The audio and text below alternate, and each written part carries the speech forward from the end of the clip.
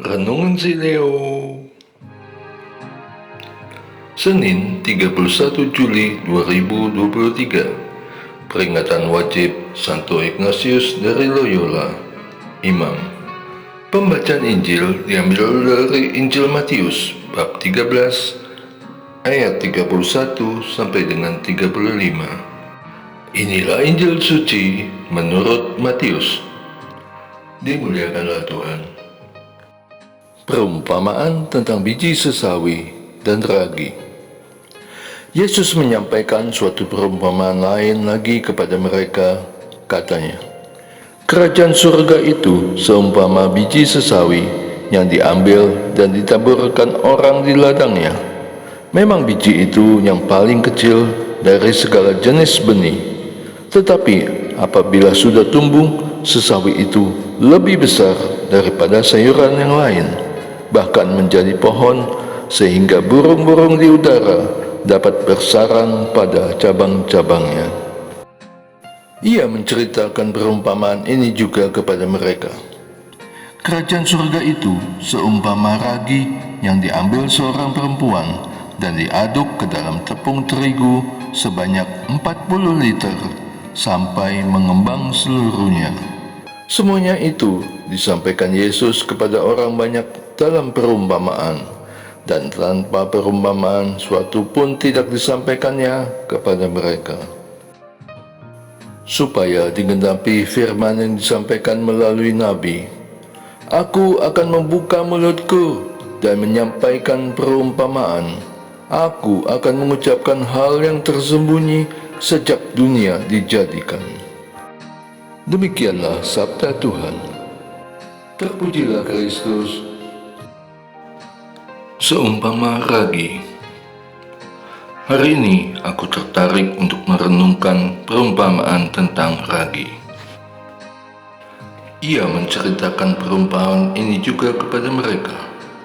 Kerajaan surga itu seumpama ragi yang diambil seorang perempuan dan diaduk ke dalam tepung terigu sebanyak 40 liter sampai mengembang seluruhnya. Matius 13 ayat 33. Ragi adalah zat yang dapat menyebabkan fermentasi. Ragi biasanya mengandung mikroorganisme yang melakukan fermentasi dan media biakan bagi mikroorganisme tersebut. Media biakan ini dapat berbentuk butiran-butiran kecil atau cairan nutrien. Diperlukan sedikit saja untuk mengembangkan adonan roti, juga untuk membuat tempe, tape, dan bir. Tapi ragi lama-kelamaan dapat merusak dan membusukkan makanan. Jadi, ragi dilambangkan juga sebagai keburukan dan kejahatan. Seperti kata Yesus dalam Injil Markus bab 8 ayat 15. Lalu Yesus memperingatkan mereka, "Hati-hati dan waspadalah terhadap ragi orang Farisi dan ragi Herodes, yaitu ajaran dan perilaku yang penuh kemunafikan. Mereka mengajarkan tapi tidak mempraktekannya dengan benar." Lalu aku merenung, kenapa Yesus memakainya sebagai perumpamaan tentang kerajaan surga?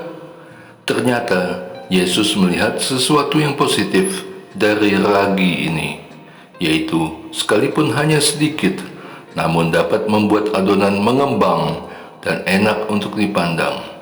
Cukup sedikit saja penggunaannya, sedikit tapi besar manfaatnya. Ragi memiliki kekuatan besar untuk menciptakan sesuatu yang baik. Dan itulah dinamika kerajaan surga. Kegiatan Allah dalam pelayanan Yesus nampaknya kecil dan sedikit, tetapi akibatnya dalam kepenuhan pemerintahan Allah akan sangat besar. Aku bersyukur karena sesuai dengan KGK 546, melalui perumpamaan, satu bentuk mengajarnya yang khas, Yesus mengajarkan supaya masuk ke dalam kerajaannya. Lewat perumpamaan, ia mengundang ke perjamuan kerajaannya, tetapi menuntut juga keputusan yang radikal. Untuk memperoleh kerajaan itu, orang harus melepaskan segala sesuatu, Kata-kata hampa tidak mencukupi, perbuatan sangat dibutuhkan. Perumpamaan-perumpamaan itu seakan-akan menempatkan sebuah cermin di depan manusia. Dalamnya, ia dapat mengerti apakah ia menerima kata-kata itu sebagai tanah yang berbatu-batu atau sebagai tanah yang baik.